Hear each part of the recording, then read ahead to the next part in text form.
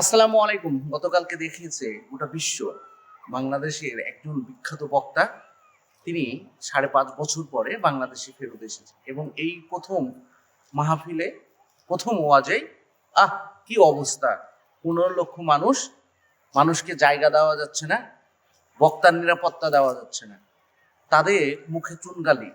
যারা এমন ধরনের বাংলাদেশের একজন সোনার নক্ষত্র দিয়ে লেখা যে আলেমের নাম, যে হাফেজের নাম, আর তাকে নিয়ে এতদিন আমরা সমালোচনা শুনতাম, জবাব দেওয়ার অপেক্ষায় ছিলাম, গতকালকে জবাব দিয়েছি। আর বুঝতেই পেরেছেন কার কথা বলছি। আর তিনি যে বাংলাদেশে কতটা জনপ্রিয় এবং মানুষ তাকে কতটা ভালোবাসে সেই প্রমাণটা কিন্তু গতকালকে কক্সবাজারে ১৫ লক্ষ মানুষের সামনে উপস্থাপন হয়ে দেখিয়ে দিয়েছে কত ধানে কত চাল। যে বক্তারা তাকে নিয়ে এত আলোচনা সমালোচনা করতো, তাদের মুখে আর দেখা যাচ্ছে হাসিটা খুঁজে পাওয়া যাচ্ছে না। এটাই হলো ম্যাজিক।